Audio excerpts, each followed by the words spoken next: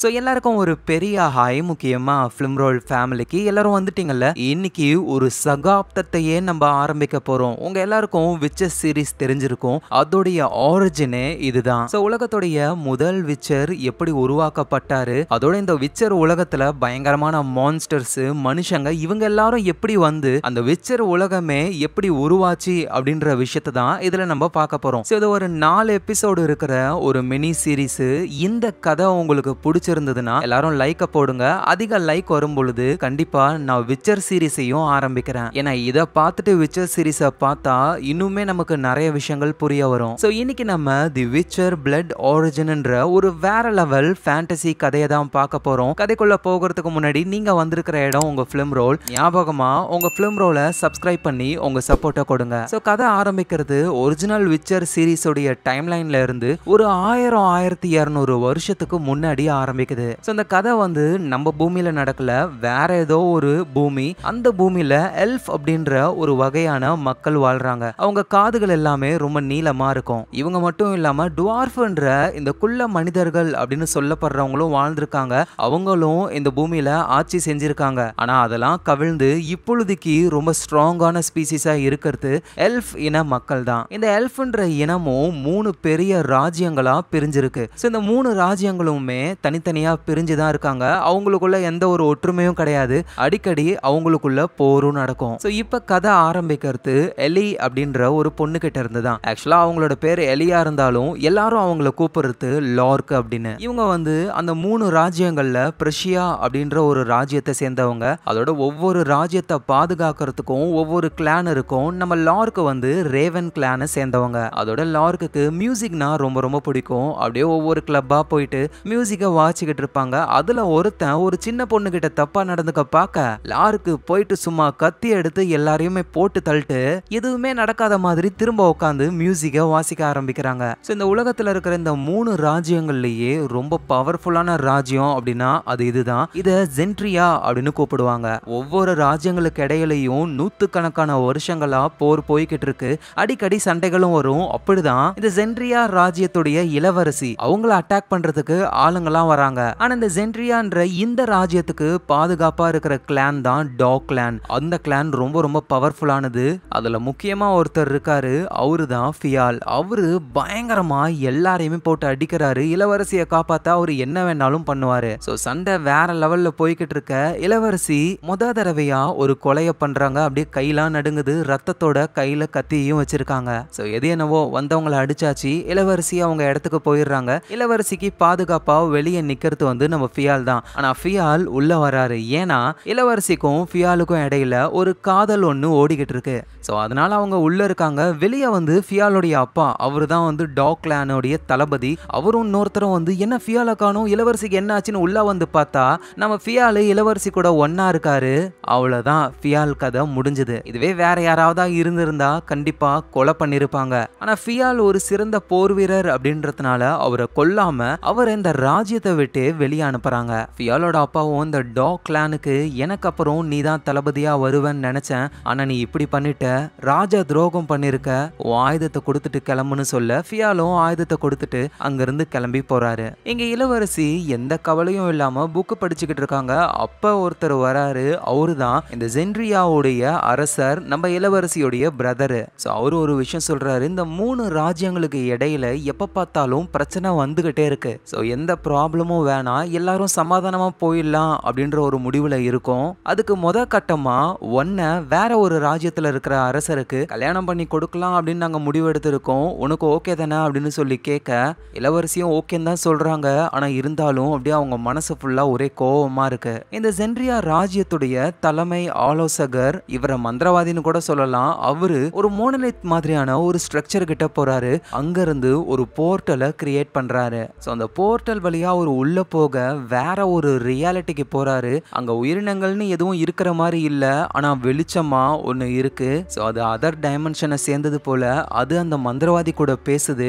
மந்திரவாதியும் சொல்றாரு, அரசரை கொல்றதுக்கு ஆள் அனுப்பினேன், என்னால முடியல, அரசர் தப்பிச்சிட்டாரு அப்படின்னு சொல்றாரு. அப்படின்னா இந்த மந்திரவாதி தான் இருக்கிற சொந்த ராஜ்யத்துடைய அரசரையே கொல்ல ட்ரை பண்றாரு. ஏன்னா அந்த மந்திரவாதியோடைய ஆசையே எல்லா ராஜ்யங்களையும் ஒன்றா இணைச்சி அது எல்லாத்துக்குமே அரசனா ஆகணும்ன்றது தான். அப்படின்னா. சோ அதுக்காக இந்த அதர் டைமென்ஷனை சேர்ந்த இந்த ஒளி கிட்ட அவரு ஹெல்ப் கேக்குறாரு. சோ அந்த ஒளியும் வந்து ஹெல்ப் பண்றேன் அப்படின்னு சொல்லுது. இந்த பக்கம் லார்க் ஒரு சின்ன பொண்ணை காப்பாத்துறதுக்காக சண்டை போட்டாங்கல்ல, சோ அந்த பொண்ணு கூட தான் அவங்க பேசிக்கிட்டு இருக்காங்க. இவங்க அடிச்சு போட்ட ஆளுங்கலாம் படை வீரர்களை கூட்டிட்டு வந்துட்டாங்க போல.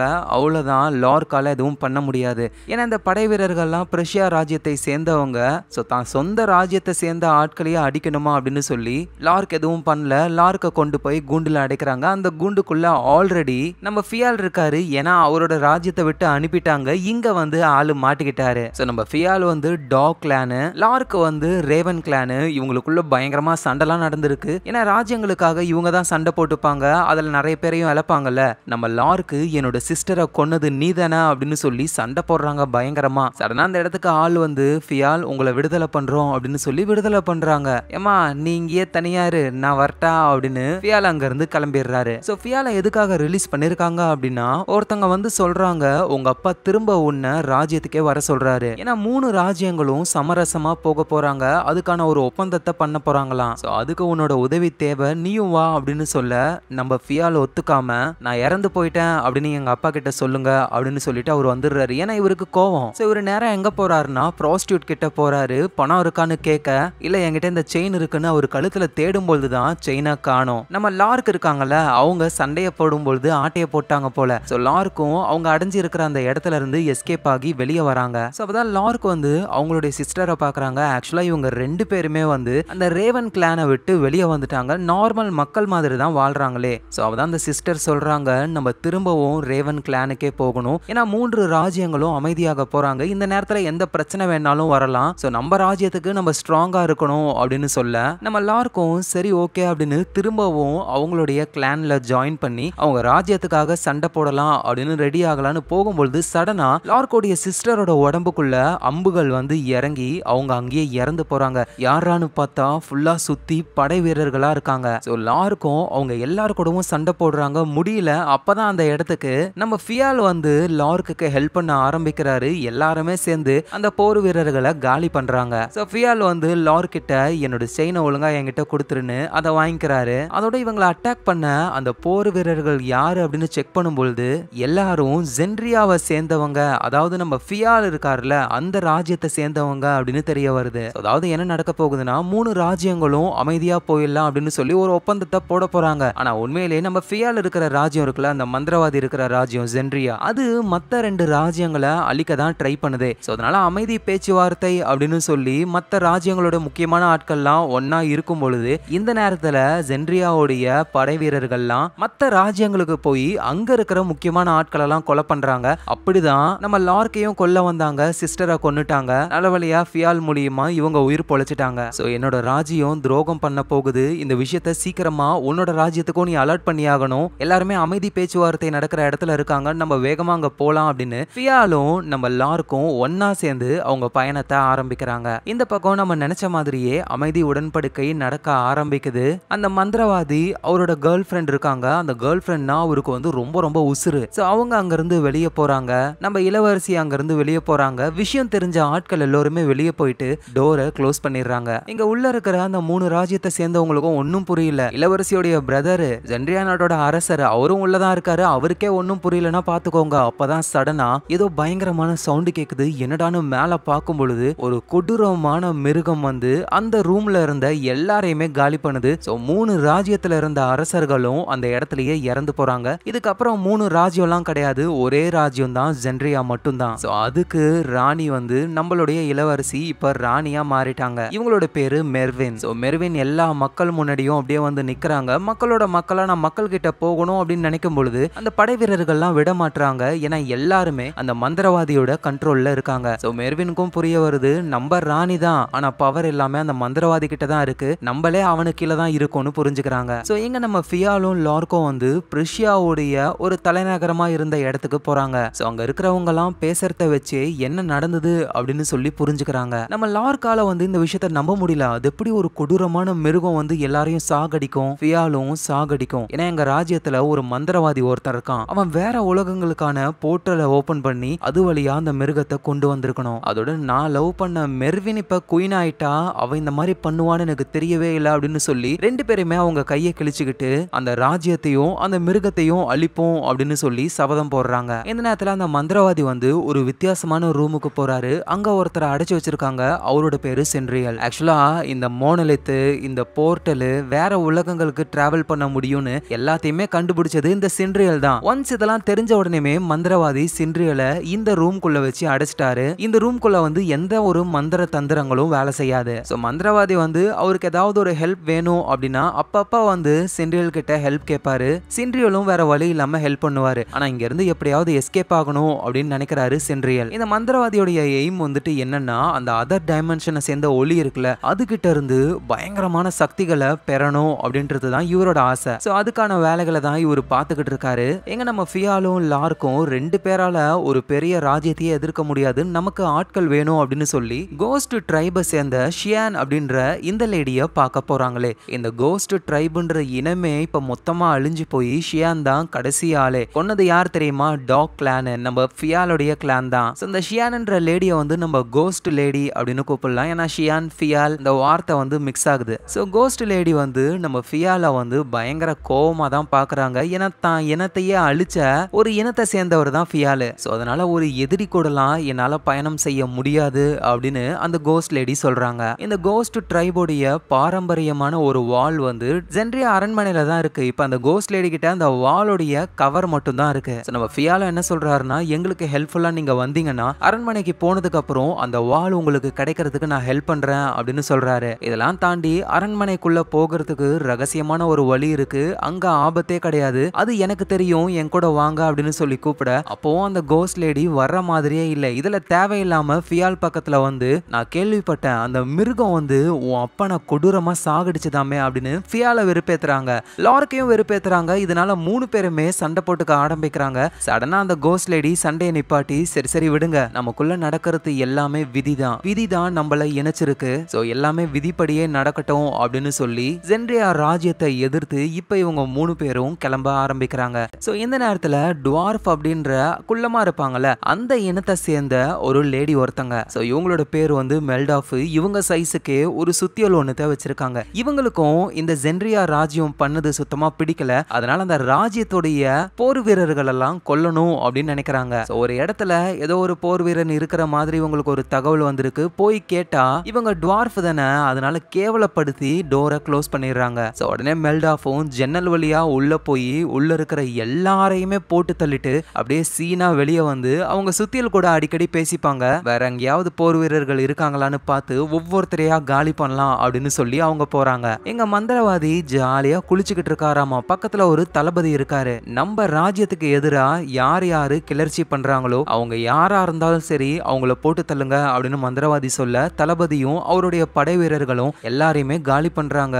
ஒரு நகரமே நெருப்புனால எரிஞ்சுக்கிட்டு இருக்கு. இத தூரத்துல இருந்து நம்ம ஃபியால், லார்க்கு, அந்த கோஸ்ட் லேடி இவங்க எல்லாரும் பார்த்துக்கிட்டு இருக்காங்க. அந்த படை வீரர்கள் கூட சண்டை போட நமக்கு ஆட்கள் வேணும், அதுக்கு பணம் வேணும் அப்படின்னு சொல்லி நேரா இவங்களுக்கு தெரிஞ்ச ஒரு இடத்துக்கு போவாங்க. அங்கதான் பொற்காசுகள் மற்ற விஷயங்கள் எல்லாத்தையுமே சேர்த்து வச்சிருப்பாங்களே. உள்ள போய் பார்த்தா டுவார்ஃப் இனத்தை சேர்ந்த ஒருத்தர் மட்டும்தான் இருக்காரு, கேஷியரா. அவரு அந்த இடமே எம்டியா இருக்கு. ராஜ்யத்துல பிரச்சனை வந்த உடனேமே மக்கள் இங்க இருந்த எல்லா பொற்காசுகளையும் எடுத்துட்டு போயிட்டாங்களாம். அதோட வெளியே அந்த படை வீரர்கள் வராங்க இவங்களை பிடிக்கிறதுக்காக தான். ஏன்னா நம்ம லார்க்கையும் ஃபியாலையும் பிடிச்சு கொடுத்தா ரிவார்டு கொடுப்போம் அப்படின்னு போஸ்டர்லாம் ஒட்டி வச்சிருக்காங்க. சோ மாட்டி விட்டாங்க போல. அவ்வளவுதான், போர் வீரர்கள் உள்ள வர ஆரம்பிக்கிறாங்க. நம்ம ஆளுங்களும் சண்டை போட ரெடி ஆகும் பொழுது ஆல்ரெடி கேஷியர் ஒருத்தர் இருக்கார்ல, அவர் உட்காந்துக்கிட்டு இருக்கிற இடத்துலயே ரகசியமான ஒரு வழி இருக்கு, அது வழியா எஸ்கேப் ஆயிடுறாரு. ஆனா இப்ப அதை திறந்து அது வழியா போறதுக்கெல்லாம் டைம் இல்ல, இந்த போர் வீரர்கள் கூட சண்டை போட்டுதான் ஆகணும் அப்படின்னு ஷீல்டு மாதிரி அங்க இருக்கிற இரும்புகளையே யூஸ் பண்ணி பயங்கரமா சண்டை போடுறாங்க. சோ இந்த சண்டையில அந்த கோஸ்ட் லேடி இருக்காங்கல்ல, அவங்களோட உடம்புல கத்தி இறங்கிடுது. அந்த கத்தியில விஷத்தை வேற தடவி வச்சிருக்காங்க போல. சோ அதனால அவங்களால முடியல. ஆனா இருந்தாலும் சண்டை போட்டு நிறைய போர் வீரர்களை காலி பண்றாங்க. சில பேர் என்ன பண்றாங்கன்னா வெளியே போய் அந்த இடத்தையே மொத்தமா எரிச்சு விட்டுறலாம் அப்படின்னு சொல்லி எரிக்க. சோ அவ்வளவுதான், வேகமா அந்த கேஷியர் தப்பிச்சு போன அந்த வழியாவே நம்ம ஆளுங்களும் எஸ்கேப் ஆகுறாங்க. எங்க நம்ம ராணி, பேருக்கு தான் ராணி, நம்ம சாதாரண ஒரு பப்பட்டுன்னு மெர்வின் அப்படியே கோவமா வரும்பொழுது ஒரு சமையல்காரர் ஒருத்தர் கத்தியால மெர்வினை கொலை பண்ண வராரு. ஏன்னா வெளியே இருக்கிற மக்கள்லாம் பசியில வாடுறாங்க, நீங்க தான் ராணி எதுவுமே பண்ணாம இருக்கீங்களே அப்படின்னும் பொழுது ஒரு குட்டி மந்திரவாதி, அவரோட பேரு அவலாக்க, அவரு வந்து காப்பாத்துறாரு. நம்ம மெர்வினுக்கு வந்து வெளியே மக்கள் எல்லாம் கஷ்டப்படுறாங்க, அதுக்கு என்ன பண்றது அப்படின்னு சொல்லி மந்திரவாதி கிட்ட கேட்க, அதை பத்திலாம் நாங்க பாத்துக்கிறோம், நீங்க இங்கேயே இருங்க, உங்களுக்கு பாதுகாப்பா இந்த அவலாக்கு இருப்பான் அப்படின்னு அந்த குட்டி மந்திரவாதிய விட்டுட்டு போறாங்க. இந்த அவலாக்கு வந்து ஒண்ணுமே தெரியாது, இப்பதான் மந்திரத்தெல்லாம் கத்துக்கிட்டு இருக்காரு. சோ நம்ம ராணி மெர்வினும் என்ன சொல்றாங்கன்னா, இங்க பாரு, அந்த மந்திரவாதி பண்ணக்கூடிய அந்த போர்ட்டலை ஓபன் பண்ற வித்தையெல்லாம் நீயும் கத்துக்கணும், அதுக்கான புத்தகங்கள் இங்க இருக்கு, ஒழுங்கா நீ அதை கத்துக்கோ, இப்ப எனக்கு உன் ட்ரெஸ்ஸை கொடு, இந்த ராஜ்யத்துல இருக்கிற மக்கள் எப்படி இருக்காங்கன்னு நான் பார்க்கணும் அப்படின்னு சொல்லி அந்த அவலாக்கோடைய ட்ரெஸ்ஸை வாங்கிக்கிட்டு இவங்க மக்களோட மக்களா போக ஆரம்பிக்கிறாங்க. மக்கள் ஒருவேளை சாப்பாட்டுக்கே கஷ்டப்பட்டுக்கிட்டு இருக்காங்க. சோ இதெல்லாம் பார்த்து நம்ம ராணி மெர்வின் கஷ்டப்படும் பொழுது அப்ப இடிச்சுட்டு தளபதி அங்க இருந்து போறாரு. எங்க போறாருன்னு இவங்களும் ஃபாலோ பண்ணி போனா ஆக்சுவலா அந்த தளபதி வந்து ராஜ ரகசியங்கள் எல்லாத்தையுமே ஒரு வியாபாரிக்கு சொல்லிக்கிட்டு இருக்காரு. சோ மக்கள் கிட்ட தான் சாப்பாடு இல்ல, அரண்மனையில கண்டிப்பா தானியங்கள்லாம் இருக்கும்ல, சோ அத மக்களுக்கு கொடுக்கலாம்ல அப்படின்னு அந்த வியாபாரி கேட்கும் பொழுது அரண்மனையிலையும் எந்த ஒரு சாப்பாடும் இல்ல அப்படின்ற உண்மையை சொல்றாரு. இந்த விஷயம் தெரிஞ்சதுன்னா அவ்வளவுதான், எல்லாருமே ப்ராப்ளம் பண்ண ஆரம்பிப்பாங்க. இந்த நேரத்துல கத்தி குத்து வாங்கின அந்த கோஸ்ட் லேடி இருக்காங்கல்ல, அவங்களோட உடம்பு ரொம்ப மோசமாக ஆரம்பிக்குது. திடீர்னு அந்த இடத்துக்கு ஒரு தாடிக்காரரு வராரு. அவரை பார்த்துட்டு நம்ம எல்லாருக்கும் ஃபியாலும் சண்டை போட ரெடி ஆகும் பொழுது, ஏ காய்ஸ், நான் ஒன்னும் சண்டை போட வரல, போர் வீரர்கள் உங்களை தேடிக்கிட்டு இருக்காங்க போல, உங்க போஸ்டர் அடிச்சு உங்க தலைக்கு நிறைய காசு தராங்க போலயே, நீங்க என்ன பண்ண போறீங்க அப்படின்னு கேட்க, இப்ப இருக்கிற ராஜ்யத்தை எதிர்த்து போராட போறோம் அப்படின்னு சொல்ல அந்த தாடிக்காரரும், அதே ராஜ்யத்தை சேர்ந்த போர் வீரர்கள் தான் நான் இருந்த கிராமத்தையே அழிச்சிட்டாங்க, நானும் அவங்களை எதிர்த்து போராடணும்னு நினைக்கிறேன், நானும் உங்க கூட சேர்ந்துக்கிறேன் அப்படின்னு சொல்லி இப்ப 4 பேரா ஆகுறாங்க. ஆனா அதுக்கு முன்னாடி அந்த கோஸ்ட் லேடியோடைய நிலைமையை இவங்க சரி பண்ணி ஆகணும். அப்பதான் தாடிக்காரரும், எனக்கு தெரிஞ்ச ஒருத்தங்க இருக்காங்க, அவங்களால இவங்க உடம்ப சரி பண்ண முடியும் அப்படின்னு சொல்லி வேகமா அந்த இடத்துக்கு போக ஆரம்பிக்கிறாங்க.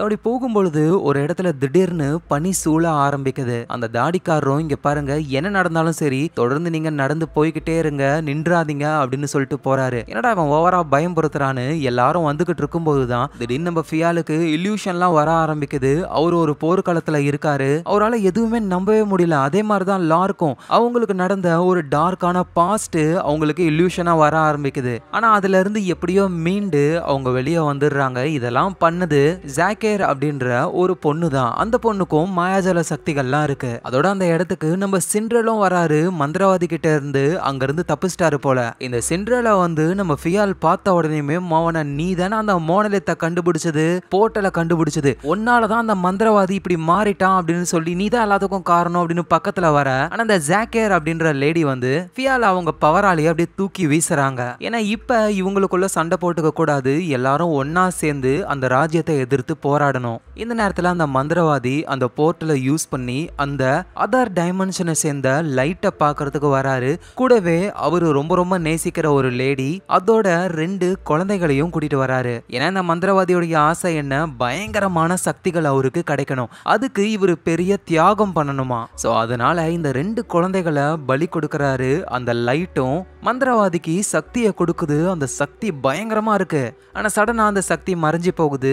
அந்த லைட் கிட்ட எதுக்காக சக்தியை பறிச்சுக்கிட்டீங்க அப்படின்னு சொல்லி கேட்க, நீ இன்னும் தியாகம் பண்ணவே இல்லை, உண்மையான தியாகம் நீ பண்ணும் பொழுது இந்த சக்தி உங்ககிட்ட கிடைக்கும் அப்படின்னு அந்த அதர் டைமென்ஷனை சேர்ந்த லைட் சொல்லுது. சோ மந்திரவாதிக்கும் என்ன ஏதுன்னு புரியல. இங்க நம்ம ராணி மெல்வின் இருக்காங்கல்ல, அவங்க தளபதி கிட்டையும் தளபதி ரகசியங்களெல்லாம் சொன்ன அந்த வியாபாரி கிட்டையும் ஒரு டீலை போடுறாங்க. உங்களை பத்தின ரகசியங்களை நான் வெளியே சொல்ல மாட்டேன், இன்னும் சொல்ல போனா உங்களுக்கு பதவிகளை தரேன், நம்ம மந்திரவாதிய கட்டுக்குள்ள கொண்டு வரணும், அதோட ஃபியாலை கண்டுபிடிச்சு உயிரோட கொண்டு வா, ராஜ்யம் நமக்கு கீழே இருக்கும், இல்லனா மந்திரவாதி கீழே தான் நம்ம எல்லாரும் இருக்கணும் அப்படின்னு சொல்றாங்க. தளபதியும் இதுக்கு ஓகேன்னு சொல்றாரு. சோ நம்ம ராணி மெல்வினுக்காக அவரு ஒர்க் பண்ண போறாரு. எங்க அந்த வெள்ளை முடி பொண்ணு சாக்கேர் வந்துட்டு கோஸ்ட் லேடியோடைய உடம்புல இருக்கிற காயத்தை அவங்களுடைய மந்திர சக்தி மூலியமாவே குணப்படுத்த ஆரம்பிக்கிறாங்க. சோ இப்ப இவங்க எல்லாரும் பக்காவான ஒரு பிளானை போட்டு எப்படியாவது மந்திரவாதிய காலி பண்ணியே ஆகணும். இந்த ராஜ்யம் ஃபுல்லாவே நிறைய மோனலித் இருக்கு. அந்த மோனலித் மூலியமா வேற வேற உலகங்களுக்கு போக முடியும். அந்த மந்திரவாதி வந்து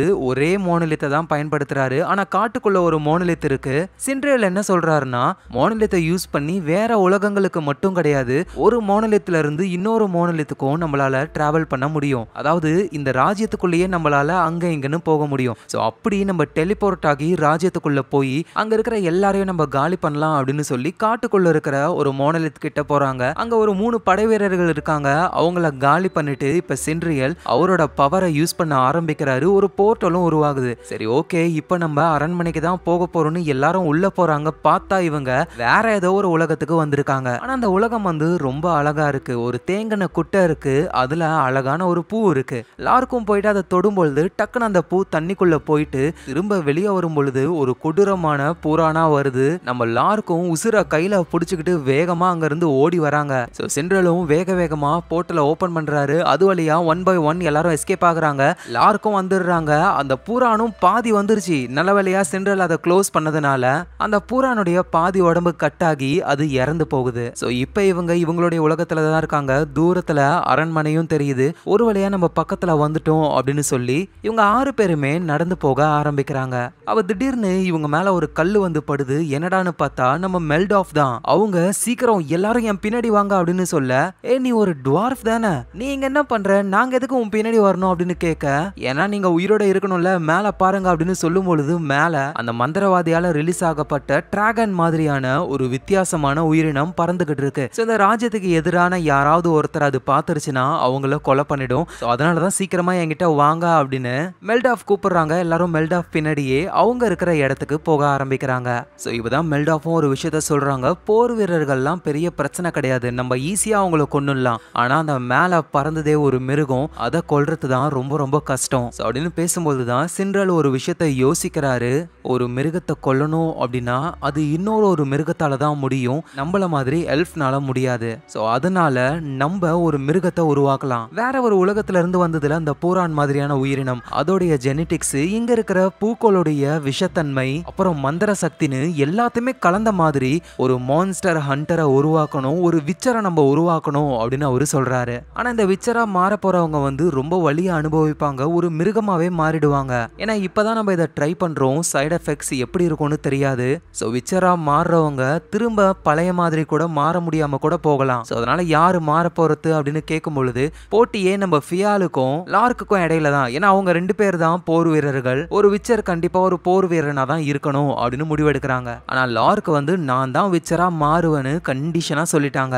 அதனால ஃபியாலால எதுவும் பண்ண முடியல, எல்லாரும் குடிச்சுக்கிட்டு இருக்காங்க. அப்போதான் அந்த கோஸ்ட் லேடி இருக்காங்கல்ல, அவங்க நம்ம ஃபியால் கிட்ட அரண்மனைக்குள்ள போகிறதுக்கு ஏதோ ஒரு ரகசிய வழி இருக்குன்னு சொன்னியே, அது என்ன அப்படின்னு கேட்கும் பொழுது அப்பெல்லாம் ஒரு வழியும் கிடையாது, அந்த மாதிரி சொன்னாதானே நீங்க கூட வருவீங்க, அதனாலதான் சும்மா புருடா விட்டேன்னு சொல்ல கோஸ்ட் லேடி கடுப்பாகிறாங்க. அங்க இருந்து போயிடுறாங்க அவங்க. இந்த நேரத்துல அரண்மனையில அந்த அவலாஞ்சின்றவர் ராணி கிட்ட மந்திரவாதியோடைய புக்கை கொண்டு வந்துட்டாரு. இதை நான் முழுசா படிச்சேன்னா என்னாலையும் போர்ட்டலை ஓபன் பண்ண முடியும்னு பேசிக்கிட்டு இருக்கும் போதே அங்க மந்திரவாதி அவருடைய பவர்னால அந்த அவலாஞ்ச புடிச்சு சாகடிக்க ட்ரை பண்றாரு. கரெக்டா அந்த நேரத்துல தளபதி மந்திரவாதிக்கு ரொம்ப ரொம்ப பிடிச்ச அந்த லேடி கழுத்துல கத்திய வைக்க, மந்திரவாதிக்கு அந்த லேடியை ரொம்ப ரொம்ப பிடிக்குமா, அதனால அவலாஞ்ச விட்டுறாரு.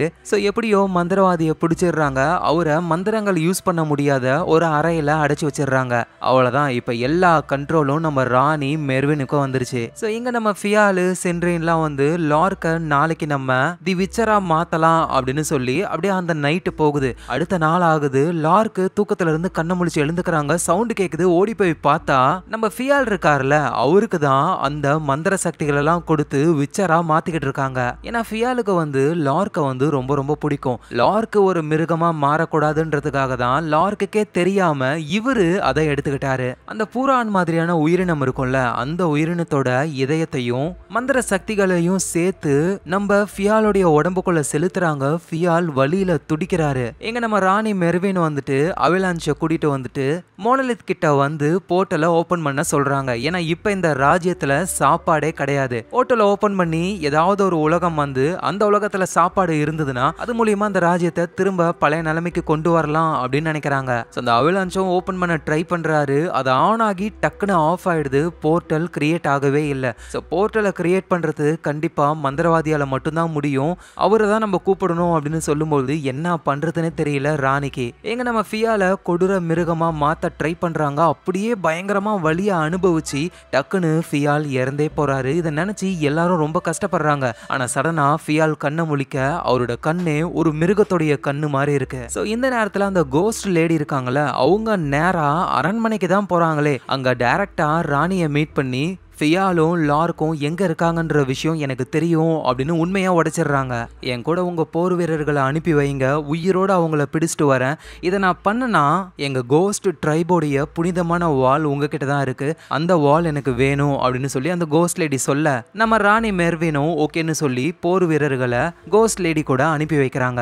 எங்க நம்ம ஃபியாலோட உடம்புலாம் ஒரு மாதிரி பண்ணுது. ஆனா லார்க்கு கூட இருந்து ஃபியாலை சமாதானப்படுத்த ஆரம்பிக்கிறாங்க. ஃபியாலுக்கும் லார்க் பக்கத்துல இருக்கும் பொழுது அவர் மனசு நிம்மதியாகுது. ஸோ ரெண்டு பேருமே லவ் பண்றாங்க, ஒன்னாவும் இருக்க ஆரம்பிக்கிறாங்க. எங்க நம்ம ராணி மெர்வினும் வந்துட்டு போர்ட்டலை ஓபன் பண்ண முடியல அவங்களால. ஸோ வேற வழியே இல்லைன்னு மந்திரவாதியை பார்க்க போறாங்க. இங்க பாரு, உனக்கும் எனக்கும் இடையில எந்த ஒரு பிரச்சனையும் இல்லை, நான் தான் ராணி, எனக்கு கீழே தான் நீ இருக்கணும், இன்னும் சொல்ல போனா நம்ம ரெண்டு பேரும் ஈக்குவலா கூட இருக்கலாம். ஸோ பஞ்சத்தை நம்ம போக்கணும், எனக்கு நீ ஹெல்ப் பண்ணணும், நம்ம ரெண்டு பேருமே சேர்ந்து இந்த ராஜ்யத்தை ஒழுங்குபடுத்தலாம் அப்படின்னு சொல்ல மந்திரவாதியும் சரி ஓகே அப்படின்னு சொல்றாரு. இதனால மந்திரவாதியை அவங்க ரிலீஸ் பண்ணிடுறாங்க. எங்க நம்ம ஃபியால் அவரோட ஃப்ரெண்ட்ஸ் எல்லாரும் இருக்கும் பொழுது அங்க அந்த கோஸ்ட் லேடி வராங்க. அரண்மனைக்குள்ள போகிறதுக்கான ஒரு வழியை கண்டுபிடிச்சிட்டேன், என் கூட வாங்க. ஆமா, ஏதோ மிருகமா மாற போறேன்னு சொன்னீங்களே, யார் மாறினதுன்னு கேட்கும்போது தான் நம்ம ஃபியால் வராரு. உடனே கோஸ்ட் லேடி கத்திய வேகமா லார்க்கு மேல தூக்கி போட நம்ம ஃபியால் அப்படியே டக்குன்னு பிடிக்கிறாரு. அந்த அளவுக்கு அவர்கிட்ட ரெஸ்பான்ஸ் இருக்கு. ஸோ ஒரு மிருகத்துடைய பவரும் ரியாக்ஷன் டைமும் நம்ம ஃபியால் கிட்ட இருக்கு. சரி வாங்க அப்படின்னு கோஸ்ட் லேடி வந்துட்டு கூட்டிட்டு போறாங்க. பார்த்தா அது ஒரு முட்டு சந்து மாதிரி இருக்கு. எல்லாருக்கும் ஒரு டவுட் வருது. பின்னாடி திரும்பி பார்த்தா ராணியோடைய படை வீரர்கள் வராங்க. கோஸ்ட் லேடி நம்ம கூடவே இருந்து நம்மளுக்கு துரோகம் பண்ணிட்டா அப்படின்னு அவங்க நினைக்கும் பொழுதே மலைக்கு மேல இருந்து கோஸ்ட் லேடி சில ஆளுங்களெல்லாம் கூட்டிட்டு வந்திருக்காங்க. அவங்க இந்த போர் வீரர்களை காலி பண்றாங்க. ஸோ நம்ம ஆளுங்களும் அவங்க பங்குக்கு போர் வீரர்களை காலி பண்ணிட்டு கோஸ்ட் லேடியும் அரண்மனைக்குள்ள போறதுக்கு ஒரு வழி இருக்குன்னு சொன்ன அது இதுதான் அப்படின்னு சொல்றாங்க. இங்க இறந்து போன போர் வீரர்களுடைய ட்ரெஸ் எல்லாம் எடுத்து இவங்க எல்லாருமே மாட்டிக்கிட்டு நம்ம ஃபியாலை பிடிச்சு கொண்டு வர மாதிரி சீன் போட்டு அரண்மனைக்குள்ள போய் அவங்க பிளானை பண்ணலாம் அப்படின்னு சொல்லி ரெடி ஆகுறாங்க. இந்த நேரத்தில் அரண்மனையில் நம்ம ராணி மெர்வின் வந்து மந்திரவாதியை கூட்டிட்டு வந்துட்டாங்க. ஏன்னா மந்திரவாதியால தான் போர்ட்டலை ஓப்பன் பண்ண முடியும், நிறைய போர் வீரர்களும் இருக்காங்க. ஸோ மந்திரவாதி போர்ட்டலை ஓப்பன் பண்ண உடனேயுமே எல்லாரும் உள்ள போங்க, அந்த உலகத்தில் இருக்கிற சாப்பாடு எல்லாத்தையும் கொண்டு வாங்க. அதோட முக்கியமான விஷயம், தளபதி அந்த மந்திரவாதி மேல ஒரு கண்ணு இருந்துகிட்டே இருக்கட்டும் அப்படின்னு சொல்ல ஸோ மந்திரவாதியும் போர்ட்டலை ஓப்பன் பண்றாரு. அது வழியா போர் வீரர்களும் மந்திரவாதியும் அவருக்கு ரொம்ப ரொம்ப பிடிச்ச ஒரு பொண்ணு இருப்பாங்கல்ல அவங்களும் போக ஆரம்பிக்கிறாங்க. சோ போய் பார்த்தா அந்த போர் வீரர்களுக்கெல்லாம் ஷாக்கு. ஏன்னா அது ஒரு வறண்டு போன இறந்து போன பூமி. அது மந்திரவாதி கூட இருக்கிற பொண்ணு வந்து இந்த போர் வீரர்களெல்லாம் நம்ம பலி கொடுக்க போறோமா அப்படின்னு கேட்கும் பொழுது மந்திரவாதி பலி கொடுக்க போறது அந்த போர் வீரர்களை கிடையாது. ஏன்னா அவருக்கு பவர் கிடைக்கணும்னா அவரு உயிரா நினைக்கிற ஒரு விஷயத்த தியாகம் பண்ணணும், அது அந்த பொண்ணு தான். ஸோ அந்த பொண்ணு அதை புரிஞ்சுக்கிறாங்க. அப்படியே கழுத்தை அறுபட்டு அந்த இடத்துலயே இறந்து போறாங்க. எங்க அந்த போர் வீரர்களுக்கெல்லாம் ஒன்றும் புரியல. நம்ம மந்திரவாதி பெரிய தியாகத்தை பண்ணதுனால அந்த அதர் டைமென்ஷனை சேர்ந்த லைட் வந்து மந்திரவாதிக்கு பயங்கரமான சக்தியை கொடுக்குது. எங்க தளபதியும் அவரோட ஆட்களும் வந்துட்டு மந்திரவாதி அட்டாக் பண்ண வர மந்திரவாதி இன்னொரு போர்ட்டலை ஓபன் பண்ணி தளபதியும் அவருடைய ஆட்களும் அந்த போர்ட்டலுக்குள்ள ஏதோ ஒரு உலகத்துல மாட்டிக்கிறாங்க. எங்க அந்த கோஸ்ட் லேடி வந்து நம்ம ஃபியாலை பிடிச்சு கொண்டு வர மாதிரி நம்ம லார்க்கு மற்றவங்கலாம் போர் வீரர்கள் மாதிரி பக்காவா பிளானோட உள்ள வர ஆரம்பிக்கிறாங்க. ஊருக்குள்ள வரும் பொழுதே மக்கள்லாம் ரொம்ப கஷ்டப்படுறத அவங்க பாக்குறாங்க. ஒரு வழியா அரண்மனை கிட்டேயும் வந்து ராணி கேட்ட ஃபியாலை கொண்டு வந்துட்டேன்னு சொல்ல கோஸ்ட் லேடியும் ஃபியாலை மட்டும் உள்ள போறாங்க. போர் வீரர்கள் மாதிரி இருக்கிற நம்ம லார்க்கும் மற்றவங்களும் வெளியவே இருக்காங்க. ஸோ மக்களை கிளர்ச்சி பண்ணணும் அப்படின்றதுக்காக இந்த அரசாங்கத்துடைய தானிய கிடங்கு அப்படின்னு ஒன்று இருக்கும். அங்க இருக்கிற போர் வீரர்களை காலி பண்ணிட்டு அங்க இருக்கிற மக்கள் கிட்ட நீங்க பசி பட்னியில இருக்கக்கூடாது, இந்த தானிய கிடங்குல இருக்கிற எல்லா பொருளுமே நீங்க விளைவிச்சது அப்படின்னு சொல்லி ஓபன் பண்ணி பார்த்தா உள்ள ஒண்ணுமே கிடையாது. ஸோ மக்கள் நம்பிக்கிட்டு இருந்தாங்க தானிய கிடங்குல ஏதாவது ஒன்று இருக்கும், அரசு நமக்கு தரும்னு. ஆனா அங்கேயே ஒன்றும் இல்லைன்னா இதுக்கு மேல நம்ம சாகரத்தை தவிர வேற வழி இல்லை, இந்த அரசாங்கமே இருக்கக்கூடாது அப்படின்னு சொல்லி எதிர்த்து போராட ஆரம்பிக்கிறாங்க. எங்க அந்த கோஸ்ட் லேடி வந்து ஃபியாலை கூட்டிட்டு ராணி கிட்ட போய் நிக்க நான் சொன்ன மாதிரியே ஃபியாலை கூட்டிட்டு வந்துட்டேன். இல்லையே, நீ அந்த லார்க்குன்ற பொண்ணை இன்னும் கூட்டிட்டு வரல, இல்ல அவளை கூட்டிட்டு வரும் பொழுதே அவ இறந்து போயிட்டா. ஸோ ஃபியாலை மட்டும் உயிரோட கொண்டு வந்திருக்கேன், எங்க பாரம்பரியமான அந்த வாழை கொடு அப்படின்னு சொல்லும் பொழுது நம்ம ராணி மெர்வின் வந்து என்னால கொடுக்க முடியாது, ஆனா அதே வாளாலேயே உன் தலையை வெட்ட போறேன், இவளை பிடிச்சிட்டு போங்க அப்படின்னு சொல்லி ஆளுங்க கிட்ட சொல்ல கோஸ்ட் லேடியை பிடிச்சிட்டு போயிடுறாங்க. ஸோ நம்ம ராணியும் வந்து ஃபியாலை பார்த்து இங்க பாரு, இதுக்கப்புறம் இந்த அரசாங்கம் எனக்கு கீழே தான் இருக்கும், நீ என் கூட சேர்ந்துரு, நம்ம ரெண்டு பேருமே சேர்ந்து ஆட்சி பண்ணலாம் அப்படின்னு சொல்ல ஃபியால் அப்படியே கோவப்படுறாரு. அவருக்குள்ள இருக்கிற அந்த மிருகத்தனம் வெளியே வருது. அதை பார்த்து ராணி பயந்து போறாங்க. ராணி அங்க இருந்து கூட்டிட்டு போயிட்டு மந்திரவாதியோடைய அந்த பெரிய மிருகம் இருக்குல்ல அதை திறந்து விட்டுறாங்க. அந்த மிருகம் அப்படியே ஃபியாலை பார்க்க நேருக்கு நேர் அது கூட சண்டை போடுறதுக்கு ஃபியால் ரெடி ஆகுறாரு. எங்க நம்ம லார்க்கும் மத்தவங்களும் அரண்மனைக்குள்ள போகலாம் அப்படின்னு ட்ரை பண்றாங்க. பார்த்தா டோர் தன்னால ஓபன் ஆகுது. கோஸ்ட் லேடி ஆளுங்களை அடிச்சு போட்டு இவங்களை உள்ள வர வைக்கிறதுக்கு கதவை திறந்து விட்டுருக்காங்க. சோ எல்லாரும் உள்ள போயிட்டு தனித்தனியா அவங்க வேலையை பார்க்க ஆரம்பிக்கிறாங்க. அந்த கோஸ்ட் லேடி நம்ம மெல்டாஃப் தாடிக்காரரு இவங்க அங்க இருக்கிற போர் வீரர்களை காலி பண்ண ட்ரை பண்றாங்க. அதுலயும் நம்ம மெல்டாஃப் உடம்புல ஒரு அம்பு வந்து இறங்குது. அதை புடுங்கி அதை வச்சே அந்த ஆளை காலி பண்றாங்க. அந்த அளவுக்கு மெல்டாஃப் நல்லா சின்னதா இருந்தாலும் அவங்க வீரம் ரொம்ப ரொம்ப பெருசு. அப்புறம் அந்த வெள்ளமுடி பொண்ணு சாக்கேரும் சென்ட்ரேலும் இவங்க 2 பேரும் எப்படியாவது அந்த மோனலித்தை அழிக்கணும் அப்படின்னு சொல்லி போறாங்க. நம்ம லார்க்கு வந்து ராணி மெர்வினை காலி பண்ணணும்னு அவங்க ரூமுக்கு போக ஸோ ராணியும் லார்க்கும் ஒருத்தர் பார்த்துக்க ஆரம்பிக்கிறாங்க. ஸோ ராணி வந்து லார்க்கை அட்டாக் பண்ண வர அப்படியே அந்த கத்தியை பிடிச்சி ராணியோடைய உடம்புல இறக்கிடுறாங்க. என்னதான் நம்ம ராணி வந்துட்டு மக்களுக்கு நல்லது பண்ணணும்னு நினைச்சாலும் அவங்க ஒரு கெட்ட விஷயம் மூலியமா தான் நல்லது பண்ண நினைச்சிருக்காங்க. அது தப்பு தான். அதனால இப்ப அவங்க உடம்புல கத்தி இறங்கிடுச்சு. லார்க்கும் அந்த கத்தியை பண்ணி உடனே எடுத்தனா உடனே இறந்து போயிடுவேன், உனக்கு எப்போ தோணுதோ அப்போ எடுத்துட்டு சாவு அப்படின்னு சொல்லிட்டு லார்க் அங்கேருந்து போயிடுறாங்க. இங்கே அந்த போர்ட்டல்ல இருந்து நம்ம மந்திரவாதி வெளியே வராரு. அப்படியே பயங்கரமான பவரோட. அங்கே ஒரு போர் வீரர் வந்து மக்களுக்குள்ள கிளர்ச்சி ஆயிடுச்சு, மக்கள் அரண்மனையை சுத்து போட்டாங்க அப்படின்னு சொல்ல அதை ஏண்டா சத்தமா சொல்ற அப்படின்னு அப்படியே அவருடைய நெருப்பு சக்தியால அந்த போர் வீரரை எரிச்சிடுறாரு. கரெக்டா அந்த நேரத்துல தான் மோனலித்தை அழிக்கணும் அப்படின்னு சொல்லி அந்த வெள்ளமுடி ஜாக்கேரும் நம்ம சென்ட்ரியலும் வந்திருக்காங்க. அவங்க மந்திரவாதியை பார்த்து ஷாக் ஆகுறாங்க. ஏன்னா அவர்கிட்ட பயங்கரமான பவர் இருக்கு. ஸோ அந்த பவராலேயே இவங்களை அட்டாக் பண்ண ட்ரை பண்றாரு. எங்க நம்ம ஃபியாலும் அந்த மிருகத்து கூட சண்டை போட்டுக்கிட்டு இருக்காரு. அந்த மிருகம் வந்து லேசர் மாதிரி ஒரு பவரை விடுது. ஃபியால் அதுல இருந்து எஸ்கேப் ஆகி அங்க இருக்கிற ஒரு ஆயுதத்தை எடுத்து அப்படியே எகிரி மண்டை மேலேயே ஒன்று வைக்கிறாரு. அந்த மிருகமும் தடுமாறி இவரும் கீழே விழுந்து அந்த மிருகத்து கூட இவர் போராடிக்கிட்டு இருக்காரு. எங்க நம்ம ராணி வந்து அப்படியே கத்தி குத்து வாங்கிக்கிட்டு பொறுமையா சிம்மாசனத்துல உட்காந்து அந்த கிரீடத்தையும் அவங்க தலையில வச்சுக்கிட்டு சாகிறதுக்கு முன்னாடி ஒரு ராணியாவே சாகணும்னு நினைக்கிறாங்க. அந்த இடத்துக்கு மக்கள்லாம் வந்துட்டாங்க. அவ்வளவுதான், ராணியை போட்டு தள்ள போறாங்க. அதுக்கு முன்னாடி நம்மளே இறந்து போயிடலான்னு அந்த கத்தியை எடுத்து அதிகமா ரத்தம் போய் ராணி அந்த இடத்துலயே இறந்து போறாங்க. இங்க நம்ம ஃபியால வந்து கீழே விழுந்த இம்பாக்ட்ல கொஞ்சம் மயக்கத்துல இருக்காரு. கண்ணை முழிச்சு பார்க்கும் பொழுது அந்த மிருகம் அவரு பக்கத்துல வருது. அப்படியே அவரை காலி பண்ணலான்னு வரும் பொழுது லார்க் அந்த இடத்துல வந்து அந்த மிருகத்துடைய ஒரு கண்ணுல அம்ப விட்டு அடிக்கிறாங்க. அந்த மிருகம் அதோடைய வாளாலேயே லார்க் அடிச்சு போட்டு மேல பறந்து திரும்ப அகைன் வந்து அட்டாக் பண்ண வருது. சோ அந்த மிருகம் லார்க் அட்டாக் பண்ண உடனேயுமே நம்ம ஃபியாலுக்கு லார்க்னா பிடிக்கும்ல, அதனால அவருக்கு ரொம்ப கோவப்படுறாரு. அப்படியே உடம்பு சதெல்லாம் கிழிச்சு ஒரு கொடூரமான மிருகமா நம்ம ஃபியால் மாற ஆரம்பிக்கிறாரு. சோ அப்படியே அங்க இருந்து ஸ்ட்ராங்கான ஒரு கத்தியை எடுத்து பறந்து வர அந்த மிருகத்தை நோக்கி வீச அது அப்படியே சுத்திக்கிட்டு அந்த மிருகத்துடைய தலையில பட்டு அந்த மிருகம் சுருண்டு கீழே விழுது. இங்க மந்திரவாதியை சமாளிக்கிறதுக்காக சென்ட்ரியல் என்ன பண்றாருன்னா மந்திரவாதி கூட முடிஞ்ச வரைக்கும் சண்டை போடுறாரு. அந்த வெள்ளமுடி பொண்ணு என்ன பண்றாங்கன்னா அந்த சென்ட்ரியலையும் மந்திரவாதியையும் மோனலித்தோட இணைக்கிறாங்க. சோ இதனால இவங்க பவர் வந்து மோனலித்துக்கு டிரான்ஸ்பர் ஆக ஆரம்பிக்குது. இங்க மேல ஒரு வழியா நம்ம ஃபியால் வந்துட்டு அந்த மிருகத்தை கொன்னுட்டாரு. எல்லாரும் ரிலாக்ஸ் ஆகுறாங்க. அங்க ஒரு பர்சன் வராரு. அவர் அப்படியே 2 துண்டா பிச்சு போட்டுறாரு நம்ம ஃபியால். ஏன்னா ஃபியால் பயங்கரமா ஒரு கொடூர மிருகமாவே மாறி இருக்காரு. அவரோட கான்சியஸ்ல இல்லவே இல்ல. சோ அதனால தாடிக்காரரும் போயிட்டு கத்தி எடுத்து ஒரு போடு போடுறாரு. ஃபியாலுக்கு அடிபடுது. ஆனா ஒரு ரியாக்ஷனும் இல்ல. பதிலுக்கு ஃபியால் ஒரே அடிதான் அடிக்கிறாரு. தாடிக்காரரு பொத்துன்னு அங்கேயே விழுந்துடுறாரு. சோ அடுத்தது எல்லாரையுமே காலி பண்ணணும்னு ஃபியால் வரும் பொழுது அப்ப ஒரு அழகான பாட்டு சவுண்ட் கேக்குது. அது நம்ம லார்க்கு பாடுற பாட்டு தான். சோ ஃபியாலுக்கு லார்க்னா ரொம்ப பிடிக்கும்ல, அதனால அப்படியே கொஞ்சம் அமைதி ஆகுறாரு. லார்க்கும் பக்கத்துல வந்து ப்ளீஸ் காம் ஆகு அப்படின்னு சொல்ல நம்ம ஃபியாலால முடியல. அவரு மிருகமா தான் இருக்கவே போறாரு. என்னால நார்மல் ஆக முடியல, ப்ளீஸ் உன் கையாலேயே என்ன கொன்னுடு அப்படின்னு சொல்ல லார்க்கால சுத்தமா தாங்க முடியல. லார்க் அவங்க மனசுல இருந்து நான் உன்னை ரொம்ப விரும்புறேன்னு சொல்றாங்க. ஃபியாலும் நானும் உன்னை விரும்புறேன்னு சொல்றாரு. லார்க் அவங்க மனசை கல்லாக்கிக்கிட்டு கத்திய ஃபியாலுடைய இதயத்திலேயே இறக்குறாங்க. அவ்வளவுதான், நம்ம ஃபியால் அந்த இடத்துலயே இறந்து போறாரு. இதை நினைச்சு லார்க் ரொம்ப ரொம்ப கஷ்டப்படுறாங்க. இங்க அந்த மோனலித்தோட சென்ட்ரியலும் அந்த மந்திரவாதியும் கனெக்ட்ல இருக்காங்களா, இதனால மோனலித்தோடைய பவர் கண்ட்ரோல் மிஸ் ஆகி மொத்தமா அந்த மோனலித்தை அழிய அந்த மோனலித்தோட சேர்ந்து மந்திரவாதியும் சென்ட்ரியலும் இறந்து போயிடுறாங்க. அவ்வளவுதான், மோனலித் அழிஞ்ச அழிஞ்ச உடனேமே எல்லாமே நார்மல் ஆகும் அப்படின்னு இவங்க நினைச்சாங்க. ஆனா அதுதான் பெரிய தப்பு.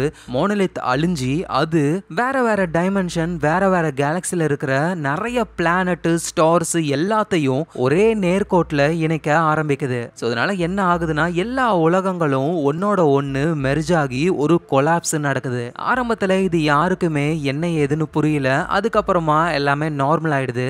இதே உலகத்துல ஒரு கடற்கரை ஓரமா ஒரு எல்ஃப் ஒருத்தர் இருக்காரு. அவரு முன்னாடி ஒரு பொண்ணு நான் எங்க இருக்கேன் அப்படின்னு சொல்லி கேட்க அந்த பொண்ணோட காது நார்மலா இருக்கு. ஏன்னா அவங்க மனுஷங்க. சோ இந்த சம்பவத்தினாலதான் இந்த எல்ஃபோடைய உலகத்துல மனுஷங்களும் மாயாஜால மிருகங்களும் எல்லாமே வர ஆரம்பிச்சது. நம்ம லார்க்கும் இப்ப பிரெக்னெண்டா இருக்காங்க. அதுவும் ஃபியால் வந்து அந்த விச்சரா மாறினதுக்கு அப்புறம் அவங்க 2 பேரும் ஒன்னா இருந்ததுனால அதே சக்தியோடவே அந்த குழந்தையும் பிறக்க போகுது. சோ அந்த குழந்தை தான் உலகத்துடைய விச்சர். சோ இந்த இடத்துல இந்த கதை முடியுது. இதுக்கப்புறமா 1000 வருஷம் கழிச்சு தான் விச்சர் சீரிஸ் வந்து ஆரம்பிக்கும். மோனலித் அழிஞ்சு எல்லா உலகங்களும் ஒன்னா கொலாப்ஸ் ஆனதுனால மனிதர்களும் மிருகங்களும் இந்த உலகத்துக்கு வந்துட்டாங்க. இந்த கொடூர மிருகங்களை அழிக்கிற வேலை தான் விச்சர்ஸோடது. சோ விச்சர்ஸ மான்ஸ்டர் ஹண்டர்ஸ்னு சொல்லுவாங்க. சோ அப்படி ஒரு விச்சரை பத்தின கதை தான் விச்சர் சீசன் 1, 2ன்னு போய்கிட்டே இருக்கும். சோ உங்களுக்கு விச்சர் சீரிஸ் வேணும்னா நிறைய லைக் போடுங்க. நீங்க அதிகமா லைக் போட்டீங்க அப்படின்னா விச்சர் சீரிஸையும் சீக்கிரமாவே நம்ம ஆரம்பிக்கலாம். நீங்க பாத்துக்கிட்டு இருக்கிறது ஃபிலிம் ரோல். ஞாபகமா எல்லாரும் சப்ஸ்கிரைப் பண்ணி உங்க சப்போர்ட்டை கொடுங்க. நாளைக்கு நம்ம வேற லெவல் மூவில பார்க்கலாம். Lots of love guys.